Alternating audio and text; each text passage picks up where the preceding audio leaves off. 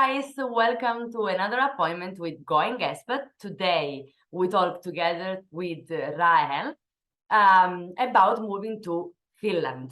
So, hi Rahel, thank you for being here. How are you? Hi, thanks for having me. I'm quite good, thanks. So, Rahel, before leaving you the opportunity to introduce yourself and to explain where are you from, where are you living, since how long, I would like to say that these information are based on the experience of Rahel. So if you want to have a little bit more details, if you want to go deep in the procedure to move to Finland, please have a look at the description where we are going to leave the links to the official website. Rahel is also available to answer your question. You can also follow her on Instagram. And again, in the description, I'm going to leave the link to her account. So, Rahel, the stage is yours. Where are you from? Where are you living right now? Okay, thank you so much. So I'm coming from Trieste, northern parts of Italy, and I moved to Finland, especially to Helsinki, a little bit over 2 years ago. Okay. And I moved because of an employment contract. So I didn't choose to move to Finland just because it's Finland. I got this opportunity to work at the Helsinki University, and this is how I moved. So everything I will tell you about the registration and all the documents is related to how to move to Finland, but working at the University of Helsinki. So that's a little bit of a difference between me and someone else who's coming for some other reasons or without a contract. Okay, so I figure, I imagine that you might have had a little bit of a help from the university Exactly. in order to go through all the procedure. Yeah, so this is the first point that it's going to affect my everything I will tell you. And the second one is that I moved during the pandemic. So that's another thing. Okay. Yeah. Yes, I was about to say something like, wow, you moved during the pandemic, like really in one of the worst period probably of the pandemic. So I guess it was a little bit more challenging in a way. Yeah. But I hope now you can enjoy Helsinki a little bit more than you did in the past. A little bit, yes. Yeah. So let's start with that. I believe that the first thing that you need to do, the first step, is to register to the municipality. How does it work, or better, how did it work for you? Yeah, so for me, again, as you said, I had a little bit of help from the Helsinki University because basically they hire another company, which is called KPMG, and it's worldwide. So maybe someone else, is familiar with that. And basically they help any foreigner moving to Finland for that purpose with papers, documents, anything. So basically they sent me in advance. They sent me all the information. They sent me some documents to sign just because I was doing that with them. And then they also did something that I didn't have to do. So they booked the appointment for the registration and for the bank account, the opening of the bank account and stuff like that. So that's the main difference, that I had this kind of a baseline. So I already knew that if I had any issues, I could contact them and they would be available until the first month or two after moving to Finland. Okay. And then now, for instance, they are not available anymore for me. So it's just the beginning, but it's fundamental. Yeah. Okay. So they literally accompanied me. So they came with me. As I said, I moved during the pandemic. So that's another thing. We had to prepare everything in advance, like 2 months in advance, but just because of the pandemic. Okay. So yeah, otherwise, probably the entire process takes, I don't know, a week or two.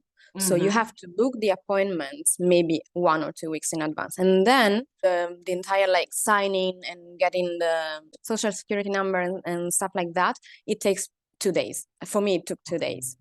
Okay, so it's quite fast. Normally it's quite fast. Okay. Yeah. as long as you got the appointment in advance. Yeah. Okay, so let's say that 1-2 weeks in advance you book the appointment, and then you had to physically go to the municipality. Exactly. In order to sign the documents and get this security number that I believe is the one that then allows you to not only stay but also work and open the bank account and so on. Yeah. Okay. Yeah, and so here comes a point in which I have a different experience from others, because along with other documents like the copy of my passport or identity card, I also had to show my employment contract. So, I mean, that's the main difference. I don't know how it works if you're moving without a contract. I don't know if you really have to do some other steps before that. I don't know. But in my case, I just had to show these two, and then to pay for the fee, which is specific for EU citizens. So for 54 euros, just to get the registration. Yes. Oh, that's the first time that I hear that you had to pay to get the registration. For the immigration. Basically, because basically you have to go first to this, it's called Finnish Immigration Service in Helsinki. It's called Migri. We call it Migri. Okay. And there you get the registration. So first they had to approve my contract and to say, is it valid or not, and so on. And there I had some issues because we signed the contract remotely, because we were both, from Italy. I was from Italy at that point. I was staying there and I signed the contract there. Then I sent the paper back, and here they signed it again. They signed it remotely. So none of the papers had the actual the handwritten signature. Exactly. So it was handwritten, but it was a copy. Yeah. And that was the main issue. So basically, they didn't want me to get my social security number or even to get me through the migration, because they thought that was a fake contract. So in that case, this KPMG that was helping me, I was there with a girl who was there just for that purpose. And so she had to call someone, and then I had to call back the university. In the end, we managed. But you see, this is, again, something that I don't know if someone else will face the same issues, because it depends if you're required to have already an employment contract. I don't know. So that's a thing. So you go to the registration for immigration. Then you get the tax card. You have to ask for the tax card. And there you will get the social security number. So basically, they first approve your submission, your application, and then they give it to you in another office. So that's quite complex. Yeah. Okay. Well, coming from Italy, the complexity of bureaucracy is not a big deal.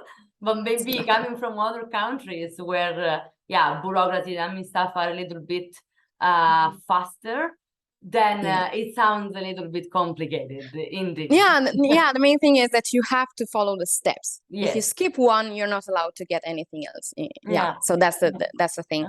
And so I got this number, and with the social security number, I was able to get to open a bank account the second day, so the following day.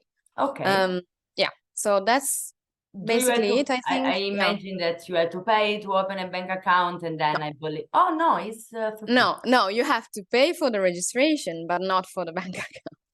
I don't know why. Kind of controversial stuff. Okay. But you have to show bank statements from your previous bank, and that was another issue, because the Italian bank that I had is Unicredit. Didn't provide any bank statements in English, so they were all in Italian. I asked for them, they weren't available. So I showed them the Italian ones, and they said, it's fine, but just because we are looking at the numbers mainly, you know? But otherwise, it would have been required to have the English ones. Even though, listen to this, I don't know what's about in the Netherlands, but the entirety of the bank documents, the bank website and everything is in Finnish. So I should have asked for a translation into Finnish directly, basically. And of course, it has to be an official translation, not just a translation from so some I was lucky that No, they Okay. didn't ask for that. I was lucky, but otherwise, yeah, that's another problem. So you need to get a bank account here in Finland, because without that, you cannot get anything. You cannot rent an apartment. You cannot even get a phone contract, anything. Wow. And it's Okay. linked to the social security number and to the tax card also. So Okay. yes. Okay. Well, then it sounds a little bit complicated. And then maybe in any case, I will say that probably having an help or some professional, if you're moving to Finland, could be a good thing to do, because it sounds that there are a lot of steps, and as you said before, you need to go through all of them in a specific order, otherwise you cannot go forward. Unless you are not moving because, I don't know, your partner is already there speaking the language, then it's a different That's easier. circumstance, then it's easier, of course. Yeah. Okay. So I'm quite afraid to ask the next question, because it's normally the most difficult, but maybe in this case it's not gonna be that complicated. How the health system works in Finland. We have seen in the other episode that health system is totally different in any country. Doesn't matter if they are very close or far, we all have different ways. So how it is in Finland? So it's not that complex, actually, because in the same appointment where I got the tax card and all that stuff, I also applied for the Kela card. So I will give you all the information, but this Kela card is basically just like the European health insurance that you have, like the blue card we have in Italy, okay, which you can use in all over Europe. This Kela card is the same thing for Finland. So basically, you apply for that, and that takes a little bit longer. So it might take between 1 and 2 and 3 months to get to your apartment. So you just ask for that. Then they check whether you're suitable for that, depending on your job and so on. They just accepted me right away. I think in 3 or 4 weeks I got it. Once you have that, you basically have free healthcare. Just is the public one, then it's not private. It's public. Then you also have the private one, but usually you get the reimbursement like the year 1 year later. You get a reimbursement, like a refund based on how much you spent the year. Found with the tax declaration. So based on basically, your earning, then you get back a refund. Something. Yeah. Okay. If you spend more than 50 euros, I think, per year. So there is a threshold. Okay. Yeah, a little bit, yeah. But then the private, let's say, is on your choice. It's not that you have to pay a fee. It's just that you have an alternative, right? No, there's another thing. So again, that's related to the work you're doing. If you're coming with a contract, then most likely your employer gives you the occupational health care, which means that, for instance, in my case, I have it because the university is paying for some basic services.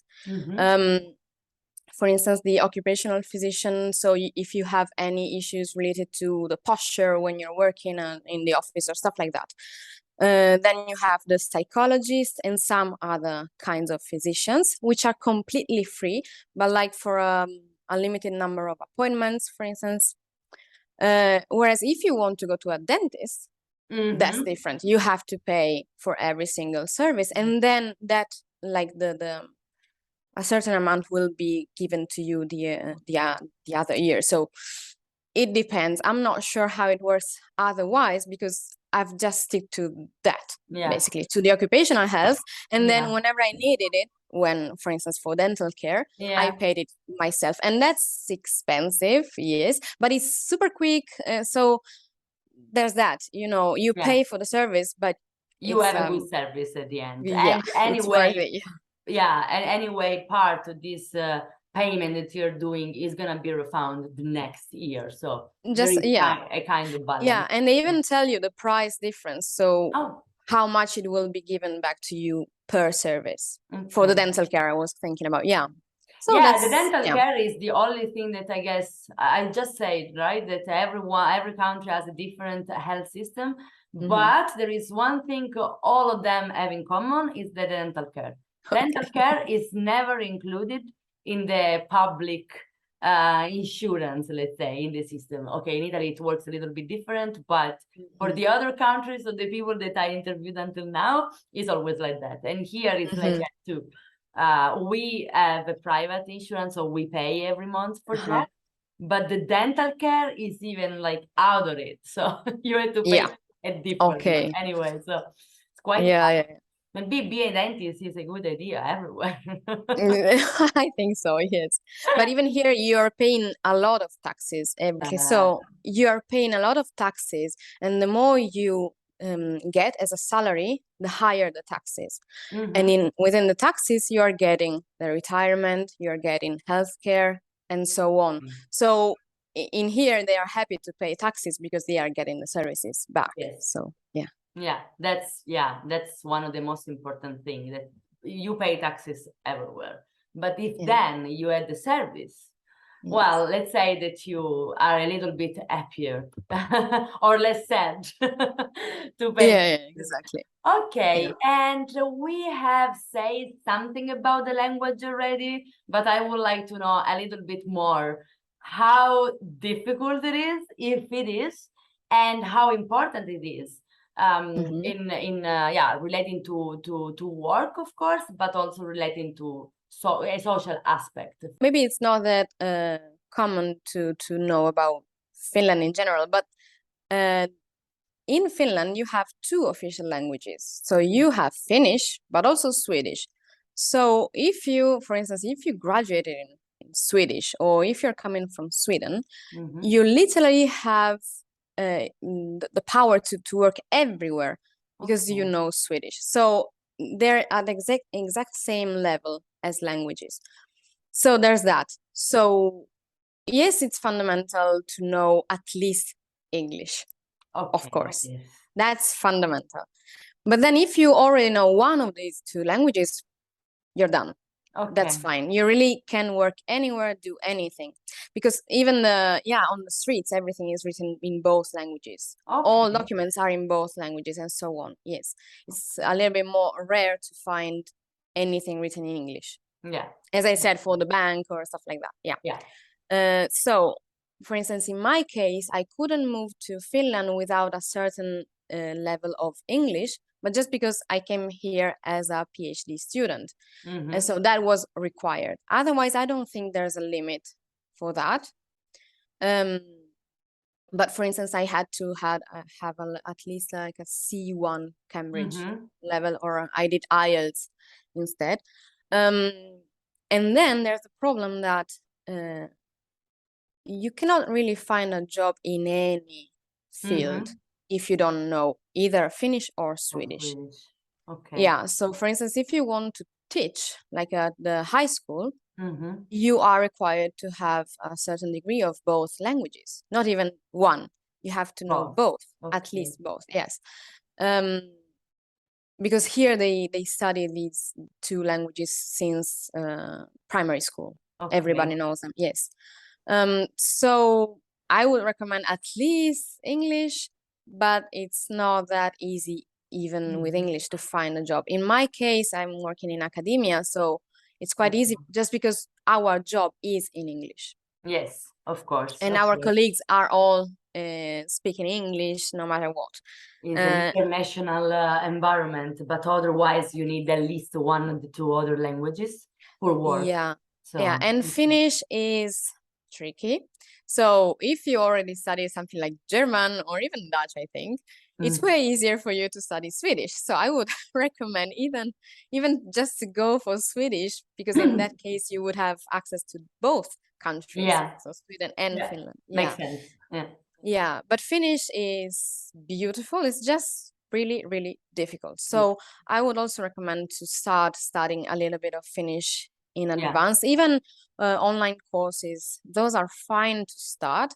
And then once you move here, for instance, in my case, the university paid for a base course for all of us coming, all of us foreigners. Yes. So I attended like 2 courses, but then I didn't have any time. But otherwise, I could have paid myself for the advanced course and so on. Yeah. Okay. And then, for instance, if you're going at the supermarket, no, even with the basic things, you really need a little bit of Finnish or Swedish, because you don't find products written in English. Like the ingredients are not in English; they are in Danish, in Norwegian, and so on, but not in English. Well, kind of makes sense. I mean, if I go to the supermarket here, I don't find anything in English, unless it's not coming from UK, probably. But otherwise, everything is in Dutch. So the basic is needed to recognize if it's sugar or salt. You need you need to know how it is reading one and the other, for example. Okay. Yeah, exactly. But whereas people... for the social life, for the social life, I cannot speak much because, again, I moved during the pandemic, so everything was closed since the beginning. Social was not a word in that moment. No. And then Finns are, I think they are well known for this, at least, that they don't like to have their personal space invaded. And invaded means even 2 meters apart, and it's already too much, you know. So they had no problem with the COVID rules. not in that sense. 1.5? Exactly. What do you mean 3? How dare you? Yeah, exactly. And so it's tricky to find friends. Otherwise, maybe if you really care for that, if you're looking for some social environment, you might look for a gym or a sport or something that forces you to be, or a course or something that forces you to be in a tiny group maybe and sharing an experience. Even the classes for the Finnish language are something that you can consider. In my case, they weren't much because we were all colleagues. Yes, but definitely, let's say that it's better if you speak the language, because for sure you already are removing an obstacle between you and the Finnish people, which are already a little bit more difficult to get in touch with for mentality. Probably, like in everywhere, once you get in touch with them, they are your best friends. But the approach is a little bit different. It's a little bit more distant. So having more things in common surely will help anyone that is moving there. Okay. I will go to the next question. That's about having an idea of how much life can cost in Finland, in Helsinki in this case, since you live there. But as usual, when we talk about the main cities, probably it's also the highest cost that we can find in the country. 1-bedroom apartment, how much in average should cost? So I looked for it in Helsinki, and then you have to consider that Helsinki is the main city. Okay, it's the capital city, but then you have 2 major cities that are considered like the metropolitan area. So because they are both reached by the metro. Okay. So, for instance, in my case, I decided to go to live to Espoo, and then you have Vantaa. So you have Helsinki, Espoo, and Vantaa. And in Espoo, prices are quite lower. So let's talk first about Helsinki. If you are looking for 1 studio in which you have like 1 bedroom and then you have 1 bathroom, a little kitchen, and that's it. It would be between 700 and 2,000 euros in Helsinki, depending on the area, the neighborhood. So in the city center, it would be 2,000 euros, and then and then it goes down to 700. Okay. Yeah, in Espoo, I found something more around 800 and plus euros or 1,000 euros, but not for a studio, because I looked for 2 rooms. So in Finland, if you find the 2 rooms and then you get 1 bathroom, a kitchen, possibly even a balcony. So even if it's sold as a 2-room thing, then you get multiple things. And then if it has the kitchen, because it's not forgiven, maybe it's in the living room, they add the k. Okay. And then in that case, in Helsinki, it would cost between 1,500 euros to 3,000 per month. Whereas in Espoo, for the same meters, like between 40 and 60 meters, you would get like for 830 and 1,000 euros. That would be the range. So yeah, it's way easier to move to Espoo or Vantaa. I think we have the same prices in the two cities. Yeah, it's a little just bit because more affordable. Yeah, because basically you get to the metro and you have half an hour till the city center in Helsinki. So it's it's the best option. Yes. Yeah, I mean, if you think, like, for example, for us, we are used to the size of Italian cities. If you think in Rome, in 30 minutes, you don't even go on the other side of the city, right? You are still probably in the same neighborhood. Yeah. So 30 minutes is really not that much. For Dutch people, might be a lot. Yeah. But yeah, everything. Okay. Everything is based on where we are from, in a way, what are we used to. Anyway, I guess the 30 minutes is not that much, and I also believe that the service, the transportation, works pretty good. Yes. Yeah. Oh yes, it's quite not perfect, but almost there. Yeah, it's a little bit expensive maybe because, for instance, if you get one ticket for like the metro for 90 minutes, I think is €2.80. Okay. So nearly €3. So maybe that's a little bit much. But then if you pay for the whole month or stuff like that, maybe that's convenient. In those cases, otherwise, it's better having. Otherwise, they use the bike. Yeah, they love bicycles here, just like in the Netherlands. So maybe you just go for that. Okay. Oh well, I mean, I don't know in winter time if it can be really convenient because I love it. No matter I don't know. No matter the season, their transport, like the choice they make is for the bike if they have it. Okay. Yeah, you don't see like scooters here. Maybe the electric ones. And nearly no one has the car. Okay. So you really go for public transportation otherwise, yes. Okay. Oh, in all seasons. Yeah. Okay, yeah. So some of them pay for one zone only. Yeah, they pay like for the metro, but just for one zone. We have 3 zones. I would pay for the 2 zones, which is the basic one. So maybe they would go to the metro with their bike. Yeah. They would spend a little bit more. Yeah. A little bit of time there, and then they would they would use the bicycle like in the city center in Helsinki. Yeah. No matter the season, yes. Okay. I wouldn't, but yeah. I was thinking some things that maybe from Italy we're not used to. If you're renting a place, here they are all unfurnished. So you have to think about the price of everything. Yeah, you don't have a bed, you don't have anything. Yeah. So you're paying for the empty apartment, and then you have to consider the utilities. In here, well, for instance, the water, I don't have to pay it because I think it's included in the rent. But otherwise it would be €25 per month. It's not much. But then you have to think about the home insurance. That's mandatory.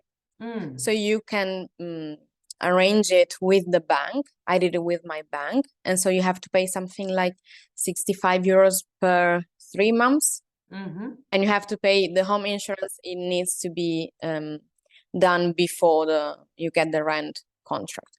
And then for the internet, that's another issue, because if you are a foreigner, you have to pay extra. So at the beginning, when I moved here, I didn't know how to do that. Of course, I asked for that, both for the phone bill and for the internet at home. So I asked, and they told me they would check my bank statements from the Finnish bank only. So everything prior to that didn't count. So they first had to check whether I was suitable for that, meaning I would actually pay. Second, whether I would leave the country abruptly like that, because as a foreigner, they expect you to just move randomly. And so they wouldn't trust you enough. So because of these reasons, you have to pay in advance €200 more or less just to get the opportunity to have Okay. the phone bill with the contract with that company, the phone company, and the home internet. So I had to wait 6 months before doing that because I was like, no, I'm not paying that much just in advance. And then you have to pay for the actual bill, you know? So you have, I got something like 20 euros for the home internet per month. And then I have 27 euros for the phone. It's quite expensive. Yeah, again, because I'm a foreigner. Because you are a foreigner. But those 200 euro that you had to pay in advance, you will get them back or are just paid and lost? Yeah. No, hopefully they told me they should give it back at the end once I move out of Finland. But let's see.